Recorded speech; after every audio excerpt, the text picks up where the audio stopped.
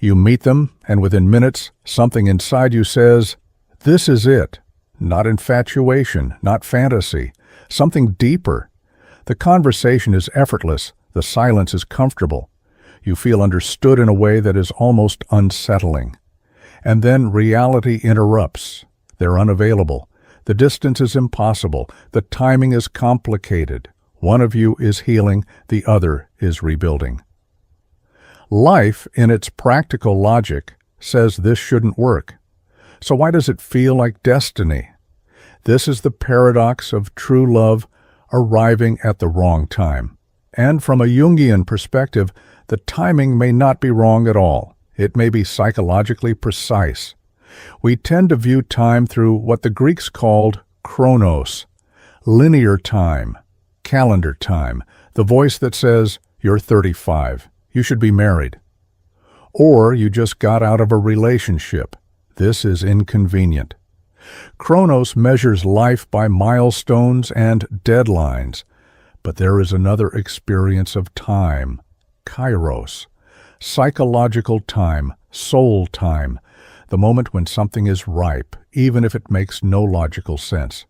When true love arrives at what appears to be the wrong time, it often signals a Kairos moment, a moment of inner ripening, not necessarily for union, but for transformation. Carl Jung believed that the psyche seeks wholeness above all else. He called this lifelong journey individuation, the integration of the unconscious parts of ourselves into a more complete personality. From that perspective, the people who enter our lives at intense moments are rarely accidents. They are mirrors. The first sign that this wrong timing is actually destiny is the intensity of projection. When you feel an overwhelming pull towards someone who is out of reach, you are often encountering what Jung described as projection. You see in them qualities that live within you but have not yet been developed. Confidence, creativity, emotional depth, courage, stability, they seem extraordinary. But part of what you're responding to is your own unlived potential. If the relationship were to fully materialize before you integrated those qualities yourself, it could quickly become dependent or imbalanced. You might rely on them to embody what you have not yet claimed. That is not destiny, it is fusion. Separation in this case is not punishment, it is psychological protection. It forces you to withdraw the projection and ask, what part of me am I trying to access through them? If the connection inspires you to grow rather than shrink, to evolve rather than cling, that is not random, that is purposeful timing. The second sign is disruption. When true love arrives at the wrong time, it often destabilizes your current life. Suddenly, the job that felt secure feels empty. The relationship you were tolerating feels dishonest. The version of yourself you were performing feels incomplete. This is not romantic drama, it is psychological awakening. Jung spoke of the necessity of ego death, the dismantling of outdated identities so the deeper self can emerge. A powerful love can act as a catalyst. It exposes the gap between who you are and who you could be. If you were able to simply run away together and bypass that inner reckoning, the growth would be superficial. The separation forces confrontation. It pushes you into what mystics call the dark night of the soul, a period of confusion and reorientation. If this person has triggered profound self-examination rather than mere obsession, the timing may be aligned with your psychological development. The third sign is the Anima or Animus activation. Jung believed that every man carries an inner feminine image, the Anima, and every woman carries an inner masculine image, the Animus. These inner figures shape who we are unconsciously drawn to. When you meet someone who closely matches that inner image, the attraction can feel timeless.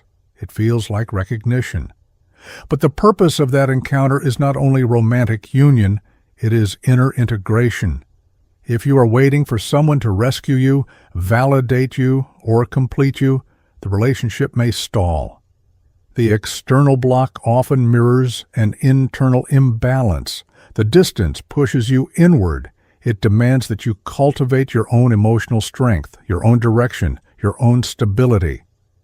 When you begin to develop those qualities independently, something shifts. The desperation fades, the attachment softens, and whether the person returns or not, you are no longer fractured. That inner marriage is the real destiny. The fourth sign is synchronicity. You try to move on, you delete the messages, you focus on your life, and yet reminders appear. A song you shared plays unexpectedly. You dream about them vividly. You encounter their name repeatedly. The timing of events feels charged with meaning.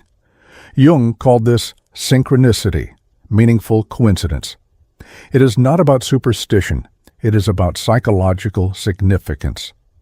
When the unconscious is activated, you experience life symbolically. The external world mirrors your inner state. Synchronicity does not guarantee a future together, but it signals that the connection has touched something archetypal within you.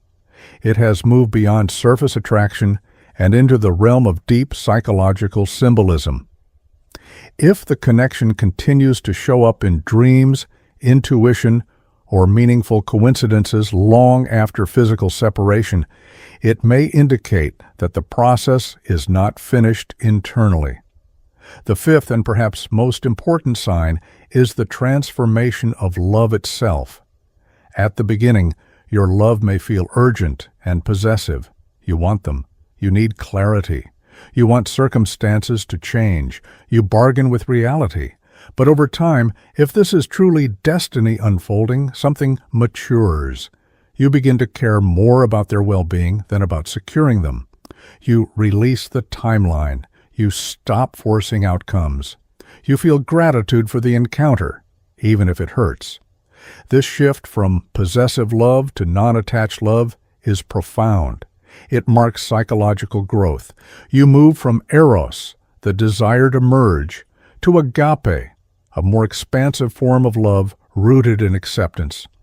When you can love someone deeply without demanding that they fit into your immediate plans, you have crossed an important threshold. This is where many people misunderstand destiny. Destiny is not about guaranteed outcomes. It is about meaningful encounters that shape your becoming. Sometimes true love arrives at the wrong time because you're not yet the person who can sustain it. Sometimes the other person is not ready. Sometimes both of you are in transitional phases that require solitude. If you had met 5 years earlier, you might have overlooked each other. If you force the relationship prematurely, you might damage it. What appears as misalignment may actually be preparation. This does not mean you should wait passively. Jungian psychology emphasizes active participation in your own development. Do not freeze your life in anticipation. Do not romanticize suffering. Instead, ask what this experience is inviting you to become. Are you being called to heal attachment wounds, to leave an unfulfilling career, to confront your fear of intimacy, to build a stronger sense of self? If the connection pushes you toward greater wholeness, it has already fulfilled part of its destiny. And here is the deeper paradox. When you stop gripping the outcome, you become magnetic in a different way, not desperate, not chasing, simply grounded. Whether this specific person returns or not, you will not be the same.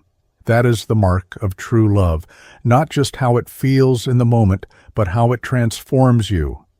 So if you are facing the ache of love that arrived at an inconvenient time, resist the urge to label it a mistake.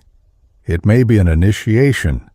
Trust that psychological ripening cannot be rushed. Trust that what is aligned with your growth will not bypass you. And most importantly, Trust that destiny is less about possession and more about evolution. If this message resonates with your current season, reflect on what this connection is teaching you rather than what it is denying you.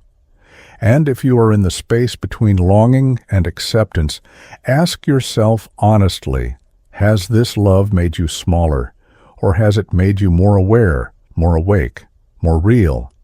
That answer will tell you everything. If this spoke to your experience, share your thoughts below. And if you are learning to trust timing rather than control it, simply comment, "I trust."